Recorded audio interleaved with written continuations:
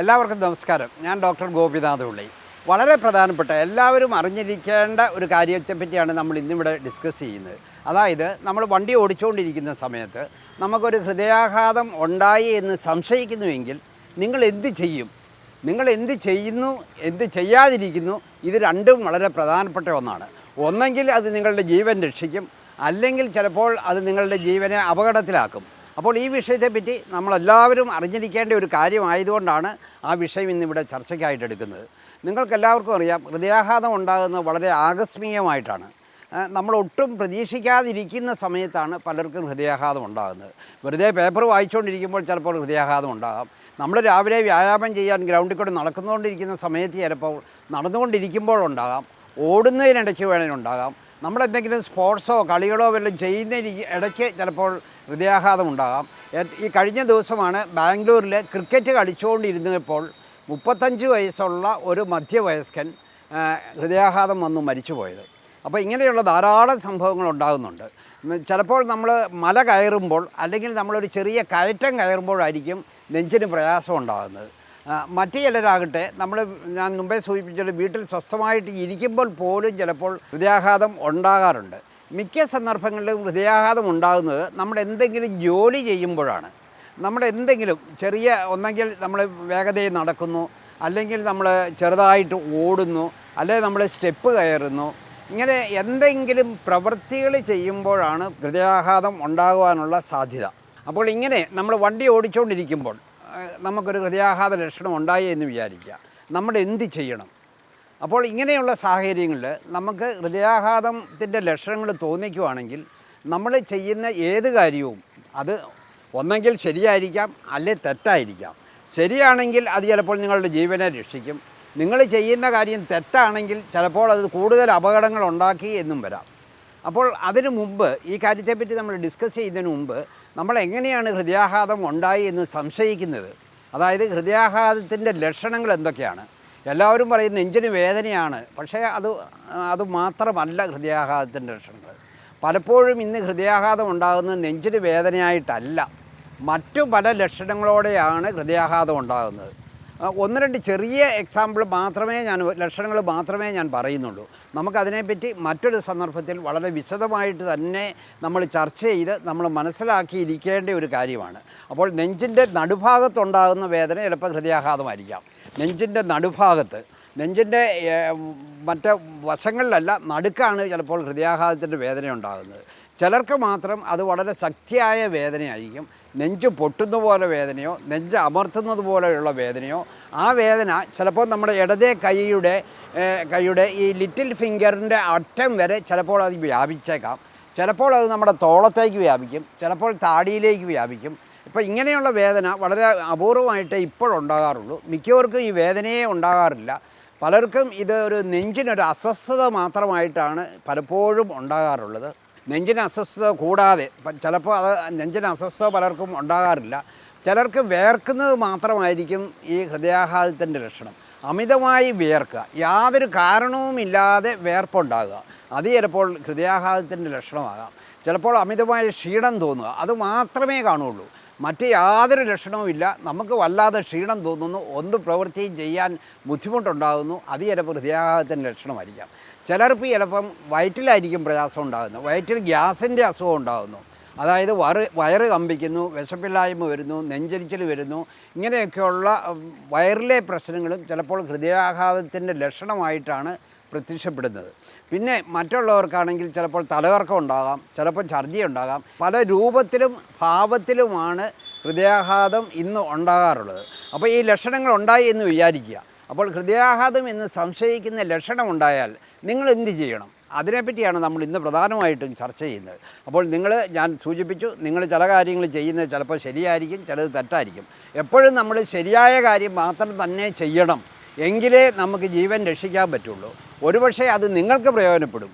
നിങ്ങൾക്ക് മാത്രമല്ല, ചിലപ്പോൾ നിങ്ങളുടെ ബന്ധുക്കൾക്കോ അല്ലെങ്കിൽ നിങ്ങളുടെ സുഹൃത്തുക്കൾക്കോ ഒക്കെ അവരുടെ ജീവൻ രക്ഷിക്കാൻ ഈ അറിവ് നിങ്ങൾക്ക് ചിലപ്പോൾ പ്രയോജനപ്പെടും. അതുകൊണ്ട് ഇതേപ്പറ്റി നമ്മളെല്ലാവരും വ്യക്തമായിട്ട് തന്നെ മനസ്സിലാക്കിയിരിക്കണം. അപ്പോൾ ഹൃദയാഘാതത്തിൻ്റെ ലക്ഷണങ്ങളാണ് എന്ന് സംശയിച്ചു കഴിഞ്ഞാൽ നമ്മൾ ഒരിക്കലും ആ സംശയത്തെ ലഘൂകരിക്കരുത്. നമ്മളൊരിക്കലും അത് ഹൃദയാഘാതം അല്ല എന്ന് സ്വയം തീരുമാനിക്കരുത്. നമ്മൾ യാതൊരു ഉപേക്ഷയും വിചാരിക്കരുത്. കാരണം അവിടെ സമയം വളരെ പ്രധാനപ്പെട്ടതാണ്. നമുക്ക് ഹൃദയാഘാതം ഉണ്ടായാൽ ഏറ്റവും കുറഞ്ഞത് 1 മണിക്കൂറിന് അകമെങ്കിലും നമ്മൾ ഹൃദയാഘാതത്തിന് ചികിത്സയുള്ള ആശുപത്രിയിൽ, അതായത് കാർഡിയാക് ICU ഉള്ള ആശുപത്രിയിൽ രോഗിയെ എത്തിച്ചാൽ മാത്രമേ നമുക്ക് അയാളുടെ ചിലപ്പോൾ ജീവൻ രക്ഷിക്കാൻ പറ്റുകയുള്ളൂ. അപ്പോൾ സമയം വളരെ പ്രധാനപ്പെട്ടതാണ്. സമയം കളയും തോറും നമുക്ക് ഹൃദയാഘാതത്തിൻ്റെ അപകട സാധ്യത വർദ്ധിക്കാനുള്ള സാധ്യത കൂടിക്കൂടി വരികയാണ്. കാർഡിയോളജിസ്റ്റുകൾ പറയുന്നത് സമയം ഈസ് ഈക്വൽ ടു ജീവൻ എന്നാണ്. അതായത് നമ്മുടെ ജീവൻ രക്ഷിക്കണമെങ്കിൽ നമ്മൾ ആ സമയം കീപ്പപ്പ് ചെയ്യണം. ഏറ്റവും കുറഞ്ഞ 1 മണിക്കൂറിനകമെങ്കിലും കാർഡിയാക് ICU ഉള്ള ആശുപത്രിയിൽ രോഗിയെ എത്തിച്ചാലേ നമുക്ക് പലപ്പോഴും ജീവൻ രക്ഷിക്കാൻ പറ്റുകയുള്ളൂ.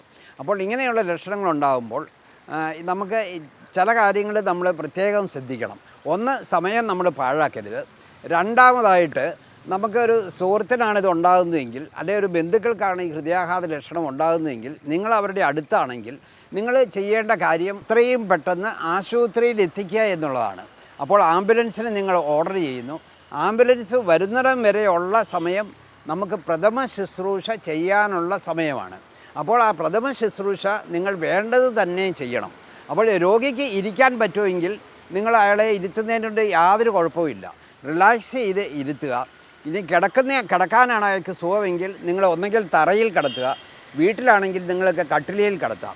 ഏറ്റവും പ്രധാനപ്പെട്ട ഒരു കാര്യം, നിങ്ങൾ ഏത് പ്രവൃത്തി ചെയ്തുകൊണ്ടിരിക്കുമ്പോഴാണ് ഈ ഹൃദയാഘാത ലക്ഷണങ്ങൾ പ്രത്യക്ഷപ്പെടുന്നത്, നിങ്ങൾ അവിടെ അത് ഫുൾ സ്റ്റോപ്പ് ഇടണം. അതായത് ആ പ്രവൃത്തി പിന്നെ ചെയ്യരുത്. നിങ്ങൾ നടക്കുകയാണെങ്കിൽ പിന്നെ ഒരു ചുവട് പോലും നടക്കരുത്. നിങ്ങൾ ഓടുവാണെങ്കിൽ പിന്നെ ഒട്ടും നടക്കരുത്, ഒട്ടും ഓടരുത്. നിങ്ങൾ മല കയറുവാണെങ്കിൽ പിന്നെ ഒരു സ്റ്റെപ്പ് പോലും നിങ്ങൾ മുകളിലോട്ട് വെക്കരുത്. നിങ്ങൾ എന്തെങ്കിലും കളിച്ചുകൊണ്ടിരിക്കുക, ക്രിക്കറ്റ് കളിച്ചുകൊണ്ടിരിക്കുന്നതിനിടയ്ക്കാണ് നിങ്ങൾക്ക് പ്രയാസം ഉണ്ടായെങ്കിൽ നിങ്ങൾ കളി അവിടെ നിർത്തണം. അപ്പം നമ്മുടെ ഏത് പ്രവൃത്തി ചെയ്താലും നമ്മൾ അവിടെ ഫുൾ സ്റ്റോപ്പ് ഇടണം എന്നാണ് പറയുന്നത്. നിങ്ങൾ ഡ്രൈവ് ചെയ്തുകൊണ്ടിരിക്കുന്ന സമയത്താണ് നിങ്ങൾക്ക് ഈ ലക്ഷണം വരുന്നതെങ്കിൽ നിങ്ങൾ പക്ഷേ വിചാരിക്കുമായിരിക്കും, നമുക്ക് ഡ്രൈവ് ചെയ്ത് അടുത്ത 2 കിലോമീറ്റർ ചെന്ന് കഴിയുമ്പോൾ ഒരു ആശുപത്രിയുണ്ട്, എനിക്ക് അവിടെ കയറി മരുന്ന് മേടിക്കാം, അല്ലെങ്കിൽ ഡോക്ടറെ കാണാമെന്ന് വിചാരിക്കും. പക്ഷേ അങ്ങനെ ചെയ്യരുത് എന്നാണ് കാർഡിയോളജിസ്റ്റുകൾ പറയുന്നത്. അപ്പോൾ ഡ്രൈവ് ചെയ്യുന്ന സമയത്ത് എന്താണ് പ്രശ്നം എന്ന് പറഞ്ഞു കഴിഞ്ഞാൽ, നിങ്ങൾ ഡ്രൈവ് ചെയ്യുന്നത് ഒരു ജോലിയാണ്. ഏത് ജോലിയാണേലും ഫുൾ സ്റ്റോപ്പ് ഇടണം എന്നാണ് പറഞ്ഞിരിക്കുന്നത്. അപ്പോൾ നിങ്ങൾ ജോലി ചെയ്യുമ്പോൾ നിങ്ങളുടെ ഹൃദയത്തെ പിന്നെയും നിങ്ങൾ പ്രവർത്തിപ്പിക്കുകയാണ് ചെയ്യുന്നത്, പിന്നെ അതിനെക്കൊണ്ട് ജോലി ചെയ്യിപ്പിക്കുകയാണ് ചെയ്യുന്നത്. പിന്നെ മറ്റൊരു കാര്യങ്ങളുണ്ട്, നിങ്ങൾ ഡ്രൈവ് ചെയ്യുന്ന സമയത്ത് എതിരെ വരുന്ന ഒരു വണ്ടി ചിലപ്പോൾ പെട്ടെന്ന് സൈഡ് തരുന്നില്ല, അല്ലെങ്കിൽ എന്തെങ്കിലും ഒരു ചെറിയൊരു ടെൻഷൻ ഉണ്ടാകുന്ന ഒരു സിറ്റുവേഷൻ അവിടെ ഉണ്ടാകുന്നു. അങ്ങനെ ടെൻഷൻ ഉണ്ടായാൽ അടുത്ത ഹാർട്ട് അറ്റാക്ക് പെട്ടെന്ന് ഉണ്ടാകും എന്നാണ് പറയുന്നത്. അതായത് അടുത്ത 1 മണിക്കൂറിനകം ചിലപ്പോൾ അടുത്ത ഹാർട്ട് അറ്റാക്ക് വരും. അത് വളരെ സിവിയറായിട്ടുണ്ടാകാം. അപ്പോൾ ചിലപ്പോൾ അത് നിങ്ങളുടെ ജീവൻ തന്നെ നഷ്ടപ്പെടുത്തിയെന്നും ഇരിക്കും. അപ്പോൾ പലപ്പോഴും നമ്മൾ പത്രമാധ്യമങ്ങളിൽ കൂടി കേട്ടിട്ടുണ്ട്. അതായത് ബസ്സിൻ്റെ ഡ്രൈവർക്ക് ഹൃദയാഘാതം വന്നു, അദ്ദേഹം ബസ് ഒരു സൈഡിൽ ചേർത്ത് നിർത്തിയതുകൊണ്ട് ആൾക്കാർ രക്ഷപ്പെട്ടു. അല്ലെങ്കിൽ അയാൾ നിർത്തിയില്ലെങ്കിൽ ചിലപ്പോൾ ബസ് ചിലപ്പോൾ ഒരു സൈഡിലേക്ക് മറിയുന്നു, ഇങ്ങനെ മറ്റുള്ളവർക്ക് അപകടങ്ങളുണ്ടാകുന്നു. ഇങ്ങനെയുള്ള വാർത്തകളൊക്കെ നമ്മൾ പലപ്പോഴും കേട്ടിട്ടുണ്ട്. അപ്പോൾ അതൊന്ന്, നമ്മുടെ പ്രവൃത്തികൾ ചെയ്യുമ്പോൾ അത് നിർത്തണം എന്ന് പറയുന്നതിൻ്റെ കാര്യം എന്നാന്ന് ചോദിച്ചു കഴിഞ്ഞാൽ, നിങ്ങളുടെ ഹൃദയപേശികൾക്ക് രക്തം കിട്ടാതെ വരുന്നത് കൊണ്ടാണ് ഹൃദയാഘാതം ഉണ്ടാകുന്നത്. അതായത് ഹൃദയത്തിൽ രക്തം നൽകുന്ന കൊറോണറി ധമനികളിൽ ബ്ലോക്ക് ഉണ്ടാകുന്നു. അപ്പോൾ ഹൃദയപേശികൾക്ക് രക്തം കിട്ടാതെ വരുന്നു, അതിന് ഓക്സിജൻ കിട്ടാതെ വരുന്നു, അതിന് പോഷകങ്ങൾ കിട്ടാതെ വരുന്നു. അപ്പോൾ അത് എനിക്ക് ആഹാരം കിട്ടുന്നില്ല എന്നുള്ള കരച്ചിലാണ് നമുക്ക് ഈ ലക്ഷണങ്ങളായിട്ട് നമ്മൾ അനുഭവപ്പെടുന്നത്. ഒരു കുഞ്ഞു കൊച്ചിന് 3 മാസമായിട്ടുള്ള ഒരു കുഞ്ഞു കൊച്ചിന് അതിന് പാല് കിട്ടാത്തപ്പോൾ അതെന്താ ചെയ്യുന്നത്? അത് കരയുകയാണ്. കരഞ്ഞു കഴിയുമ്പോഴാണ് അമ്മ മനസ്സിലാക്കുന്നത് കുഞ്ഞിന് വിശപ്പുണ്ട്, പാല് വേണമെന്നുള്ളത്. എന്ന് പറഞ്ഞ പോലെ നമ്മുടെ ഹൃദയപേശികൾക്ക് ഓക്സിജനും പോഷകങ്ങളും ആഹാരവും കിട്ടുന്നില്ല. അത് വിളിച്ചറിയിക്കുന്നത് നമ്മുടെ ഈ പറഞ്ഞ നെഞ്ചിന് വേദന, അല്ലെ നെഞ്ചിന് വിമ്മിഷ്ടം, അല്ലെ ശ്വാസം മുട്ടൽ, അല്ലെ തലകറക്കം, അല്ലെ വിയർപ്പ്, ഇങ്ങനെയുള്ള ലക്ഷണങ്ങൾ എന്ന് പറയുന്നത് നമ്മുടെ ഹൃദയപേശികളുടെ രോദനമാണ് എന്നാണ് കാർഡിയോളജിസ്റ്റുകൾ പറയുന്നത്. അപ്പോൾ ഇങ്ങനെ ഹൃദയത്തിൻ്റെ പേശികൾക്ക് അല്ലെ കോശങ്ങൾക്ക് ഈ ഓക്സിജനും പോഷകങ്ങളും കിട്ടാതെ വരുമ്പോൾ അത് നശിച്ചു പോകുന്നു. അപ്പോൾ അതിന് പ്രവർത്തിക്കാൻ വയ്യാതെ വരുന്നു, ജോലി ചെയ്യാൻ വയ്യാതെ വരുന്നു. അപ്പോൾ ജോലി ചെയ്യാൻ വയ്യാതെ വന്ന ഒരു ആളോട് നമ്മൾ പിന്നെയും കൂടുതൽ ജോലി ചെയ്യാൻ നിർബന്ധിച്ചു കഴിഞ്ഞാൽ അത് കംപ്ലീറ്റ് അങ്ങ് ഫുൾ സ്റ്റോപ്പ് ആവും. അതായത് ഹൃദയം ചിലപ്പോൾ നിന്നു പോകും. അപ്പോൾ അത് സംഭവിക്കാതിരിക്കാൻ വേണ്ടിയാണ് നമ്മൾ ഏത് പ്രവൃത്തികൾ ചെയ്തിരുന്നാലും നമ്മൾ ആ പ്രവൃത്തി അവിടെ കംപ്ലീറ്റ് നിർത്തണം. നമ്മൾ വിശ്രമിക്കണം. നമ്മുടെ ശരീരത്തിന് വിശ്രമം കിട്ടുമ്പോൾ അനങ്ങാതെ നമ്മൾ ഇരിക്കുകയോ കിടക്കുകയോ ഒക്കെ ചെയ്യുമ്പോൾ നമ്മുടെ ഹൃദയത്തിന് അതനുസരിച്ച് ചെറുതായിട്ട് പ്രവർത്തിച്ചാൽ മതി. അപ്പോൾ ഹൃദയാഘാത ലക്ഷണങ്ങളുണ്ടായാൽ നിങ്ങൾ ചെയ്യുന്ന പ്രഥമ ശുശ്രൂഷയാണ് ഏറ്റവും പ്രധാനപ്പെട്ടത്. അത് ഞാൻ പറഞ്ഞു. നിങ്ങളുടെ സുഹൃത്തോ ബന്ധുക്കളോ ആണെങ്കിൽ നിങ്ങൾ അവർക്ക് ബോധമുണ്ടെങ്കിൽ അവരെ ഇരുത്തുകയോ കിടത്തുകയോ ചെയ്യാം. ഇനി അവർക്ക് ബോധക്കേടുണ്ടാകുന്നു, അല്ലെങ്കിൽ അവരുടെ ഹൃദയം നിലച്ചു പോകുന്നു എന്ന് നിങ്ങൾക്ക് തോന്നുന്നുണ്ടെങ്കിൽ, അല്ലെങ്കിൽ അവരുടെ ഹൃദയമിടിപ്പ് വല്ലാതാകുന്നുണ്ടെങ്കിൽ അത് നിങ്ങൾക്ക് എപ്പോഴും നിരീക്ഷിക്കാവുന്നതേ ഉള്ളൂ. നിങ്ങൾ കൈത്തണ്ടയിൽ റേഡിയൽ ആർട്ടറിയുടെ അവിടെ നിങ്ങൾ വിരൽ വെച്ച് കഴിഞ്ഞാൽ നിങ്ങൾക്ക് നാഡിയിടിപ്പ് പരിശോധിക്കാവുന്നതുണ്ട്. അതുപോലെ തന്നെ നിങ്ങൾക്ക് കഴുത്തിൻ്റെ മോടുവശത്ത് കൈവച്ചാലും ആ നാഡിയിടിപ്പ് പരിശോധിക്കാം. ആ നാഡിയിടിപ്പ് നിന്നു പോകുന്നുണ്ട് എന്ന് തോന്നിയാൽ അത് വളരെ ഗൗരവമായ ഒരു സ്ഥിതിവിശേഷത്തിലേക്ക്, അല്ലെങ്കിൽ ഹൃദയം നിന്നു പോകുന്ന അവസ്ഥയിലേക്ക് ആ രോഗിയെ കൊണ്ടുവന്ന് എത്തിക്കുകയാണ് ചെയ്യുന്നത്. അപ്പോൾ നിങ്ങൾ കാർഡിയോ പൾമോണറി റെസിസിറ്റേഷൻ ചെയ്യണം.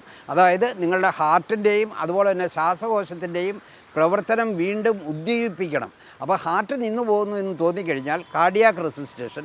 അതുപോലെ തന്നെ ഹാർട്ടും ശ്വാസകോശവും ഒരു യൂണിറ്റായിട്ടാണ് പ്രവർത്തിക്കുന്നത്. അങ്ങനെ വരുമ്പോൾ ശ്വാസകോശത്തിലേക്ക് നിങ്ങൾ കൂടുതൽ വായു തള്ളിവിടണം. അപ്പോൾ അതാണ് ശ്വാസകോശത്തിൻ്റെ റെസിസിറ്റേഷൻ. ഇത് രണ്ടും ചെയ്യണം. ഇത് രണ്ടും ചെയ്യാനുള്ളതിനെ കാർഡിയോ പൾമോണറി റെസിസിറ്റേഷൻ എന്നാണ് പറയുന്നത്. അതിനെപ്പറ്റി നമ്മളെല്ലാവരും വ്യക്തമായിട്ടും നല്ലതുപോലെ നമ്മൾ മനസ്സിലാക്കിയിരിക്കണം. മറ്റൊരു സന്ദർഭത്തിൽ നമുക്കതിനെപ്പറ്റി വിശദമായിട്ട് ചർച്ച ചെയ്യാം. ഏറ്റവും കുറഞ്ഞ വാക്കിൽ പറയുകയാണെങ്കിൽ രോഗിയെ നിലത്ത് നല്ലപോലെ നിരപ്പായ സ്ഥലത്ത് കിടത്തുക. എന്നിട്ട് നിങ്ങളുടെ ഇടതേ കൈ നിങ്ങൾ നെഞ്ചിൻ്റെ നടുഭാഗത്ത് വെക്കുക. വലതേ കൈ അതിന് മുകളിൽ വെച്ച് നല്ല ശക്തിയായിട്ട് താഴേക്ക് അമർത്തുക. ഏറ്റവും കുറഞ്ഞ 1 ഇഞ്ചെങ്കിലും താഴേക്ക് അമർത്തണം. അപ്പോൾ അത് നിങ്ങൾ റിപ്പീറ്റ് ചെയ്യുക. ഏറ്റവും കുറഞ്ഞത് 1 മിനിറ്റിൽ 60-70 പ്രാവശ്യം നിങ്ങളങ്ങനെ താഴേക്ക് അമർത്തുക. അങ്ങനെ ചെയ്യുമ്പോൾ ഈ ഹൃദയമിടിപ്പ് വീണ്ടും ഉണ്ടാകാനുള്ള സാധ്യത കൂടുതലുണ്ട്. അത് ചെയ്യുന്നതിൻ്റെ കൂട്ടത്തിൽ തന്നെ ശ്വാസകോശത്തിലേക്ക് കൂടുതൽ വായു നിങ്ങൾ കൊടുക്കണം. അതായത് മൗത്ത് ടു മൗത്ത് ബ്രീത്തിങ് എന്നാണ് അതിന് പറയുന്നത്. അതായത് രോഗിയുടെ മൂക്ക് അടച്ചു പിടിച്ച് നിങ്ങൾ നല്ലപോലെ ശ്വാസം എടുത്ത് വായിൽ കൂടി അങ്ങോട്ടേക്ക് വായു പുഷ് ചെയ്യുക. അപ്പോൾ അത് ശ്വാസകോശത്തിൽ ചെല്ലും. അപ്പോൾ കൂടുതൽ ഓക്സിജനും പോഷകങ്ങളും ചെല്ലും. അങ്ങനെയാണ് നമ്മൾ രോഗിയെ രക്ഷപ്പെടുത്തേണ്ടത്. അപ്പോൾ നിങ്ങൾ മറ്റൊരു സഹായം കിട്ടുന്നിടം വരെ, അല്ലെങ്കിൽ രോഗി ആശുപത്രിയിൽ എത്തുന്നിടം വരെ, അല്ലെങ്കിൽ ഹാർട്ടിൻ്റെ പ്രവർത്തനം നോർമൽ ആകുന്നിടം വരെ ഈ കാർഡിയോ പൾമോണറി റെസിസിറ്റേഷൻ ചെയ്യണം. ഇനി ഏറ്റവും പ്രധാനപ്പെട്ടത്, നിങ്ങൾ തനിയെ വീട്ടിലിരിക്കുന്നു, അല്ലെങ്കിൽ ഒരു കാര്യത്തിൽ നിങ്ങൾ തനിയെ മാത്രമേ ഉള്ളൂ, നിങ്ങൾക്ക് മറ്റുള്ളവരെ ആരെയും സഹായത്തിന് വിളിക്കാനുള്ളൊരു സാഹചര്യമില്ല. അങ്ങനെയുള്ള സന്ദർഭത്തിൽ നിങ്ങൾ എന്ത് ചെയ്യും? അത് വളരെ പ്രധാനപ്പെട്ടതാണ്. അങ്ങനെ ചെയ്യുമ്പോൾ നിങ്ങളൊരു ചെറിയ കാര്യം ചെയ്താൽ മതി. അതായത് നിങ്ങളുടെ പൾസ് അല്ലെങ്കിൽ നാഡിയിടിപ്പ് നിന്നു